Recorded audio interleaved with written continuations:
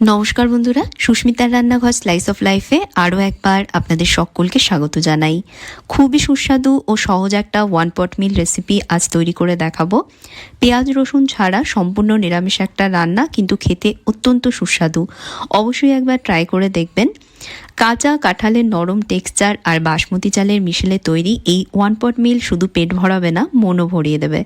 কম সময়ে কম ঝামেলায় এক হাঁড়িতেই তৈরি হয়ে যাবে একদম রাজকীয় স্বাদের নিরামিষ এই খাবার।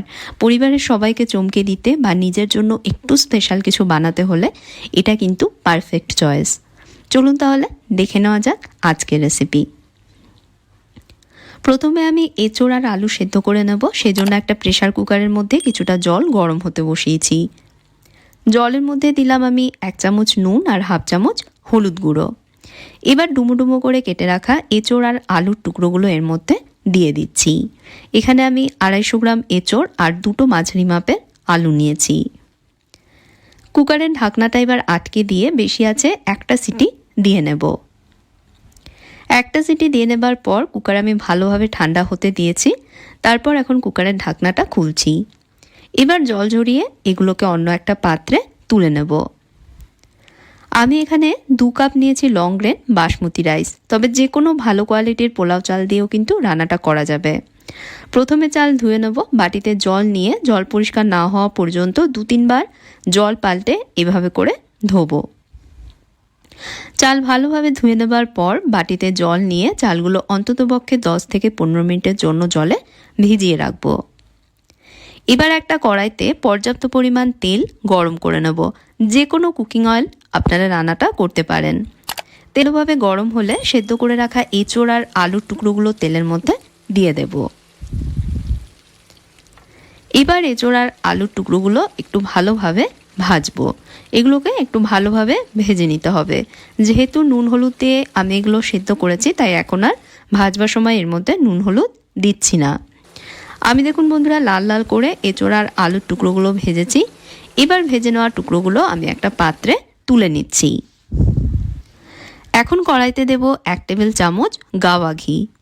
ঘিয়ের ফ্লেভার এই নিরামিষ রান্নার স্বাদ আরও বাড়িয়ে দেবে, তাই অবশ্য করে কিন্তু এর মধ্যে একটু ঘি দেবেন। কয়েকটা গোটা মশলা এর মধ্যে দেব। 2টো তেজপাতা, 2টো দারচিনি, 3টে ছোট এলাচ, একটা বড় এলাচ আর 6-7টা লং। মশলাগুলো কয়েক সেকেন্ড ভেজে নিয়েই দেব এর মধ্যে হাফ চামচ গোটা জিরে। জিরে দেবার পর আরও কয়েক সেকেন্ড ভেজে নিয়েই এর মধ্যে দিয়ে দেবো ছোটো টুকরোয় কেটে নেওয়া একটা মাঝারি মাপের টমেটো। এর মধ্যে অল্প নুন দিয়ে টমেটো 1-2 মিনিটের জন্য ভাজবো, যাতে নরম হয়ে যায়। কড়াইটা কম আছে, 1-2 মিনিটের জন্য আমি ঢাকা দিয়ে রাখছি। 1-2 মিনিট পর ঢাকনা সরাচ্ছি। টমেটো দেখুন বন্ধুরা নরম হয়ে গেছে। এখন এর মধ্যে দিচ্ছি 1.5 টেবিল চামচ আদা কাঁচা লঙ্কা বাটা। 2টো কাঁচা লঙ্কা আর 1 ইঞ্চির আদা একসাথে আমি বেটে নিয়েছি। দেবার পর 1-2 মিনিট ভাজবো। পেঁয়াজ রসুন ছাড়াও রান্নায় যে স্বাদ হয়, এই রান্নাটা করলেই কিন্তু আপনারা বুঝতে পারবেন। দারুণ টেস্টি হয় বন্ধুরা, অবশ্যই একবার করে দেখবেন। 1-2 মিনিট ভাজবার পর এখন দেব এর মধ্যে 1 চামচ হলুদ গুঁড়ো, 1 চামচ কাশ্মীরি লঙ্কা গুঁড়ো, 1 চামচ জিরে গুঁড়ো আর 1 চামচ ধনে গুঁড়ো। সব মশলাগুলো দেওয়ার পর ভালোভাবে এর সাথে মিশিয়ে নিয়ে মশলাটা কষাবো। কম আছে কড়াই আমি ঢাকা দিয়ে রাখছি। মাঝে মাঝে সব একটু মিশিয়ে দিয়ে আবারও ঢাকা দিয়ে মশলাটা আমি 2-3 মিনিট কষিয়েছি। এখন দেব এর মধ্যে 2 টেবিল চামচ ফেটানো টক দই। বন্ধুরা, নর্মাল রুম টেম্পারেচারের দই নেবেন আর ভালোভাবে দই আগে ফেটিয়ে নিয়ে তারপরই রান্নায় দেবেন। দই দেবার পর মশলার সাথে দই ভালোভাবে মিশিয়ে নেব। মিশিয়ে নিয়ে এটা কষাবো দই থেকে তেল না ছাড়া পর্যন্ত। তো কড়াইটা আবারও ঢাকা চাপা দিয়ে লো মিডিয়াম আঁচে কষিয়ে নিচ্ছি। দেখুন দই থেকেও তেল ছেড়ে দিয়েছে। এবার এর মধ্যে আগে থেকে ভেজে রাখা এঁচোড় আর আলুর টুকরোগুলো দিয়ে দিচ্ছি। দেবার পর মশলার সাথে মিশিয়ে নিয়ে এগুলোকেও একটু সময় কষাবো। কষানোর সময় আমি এর মধ্যে দিয়ে দিচ্ছি হাফ চামচ নুন আর 1 চামচ দিচ্ছি হোমমেড বিরিয়ানি মশলা। কিভাবে ঘরে বিরিয়ানি মশলা বানাবেন তার রেসিপি অলরেডি আমার চ্যানেলে দেওয়া আছে। আমি এই ভিডিও ডেসক্রিপশানে লিঙ্ক দিয়ে দেবো, প্রয়োজনে আপনারা সেখান থেকেও দেখে নিতে পারেন। ভালোভাবে সব মিশিয়ে নিয়ে কড়াইটা ঢাকা দিয়ে কম আঁচে এখন এটা কষাবো। 6-7 মিনিট আমি ঢাকা চাপা দিয়ে কষিয়েছি। এবার আগে থেকে ধুয়ে রাখা চাল এর মধ্যে দিয়ে দেব। চাল দেবার পর মশলার সাথে ভালোভাবে মিশিয়ে নেব। ভালোভাবে মশলার সাথে চাল মিশিয়ে নেওয়া হয়ে গেলে দিয়ে দেব এর মধ্যে গরম জল। অবশ্যই গরম জলের ব্যবহার করবেন। যতটা চাল তার ডাবল পরিমাণ জল দেবেন। আমি 2 কাপ চাল নিয়েছি, 2 কাপ চালের জন্য এখানে আমি সেম কাপে মেপে 4 কাপ জল দিয়েছি। স্বাদ মতন দিচ্ছি এর মধ্যে নুন, আর দিয়ে দেব 2টো চেরা কাঁচা লঙ্কা। এবার চাল ফুটতে দেব।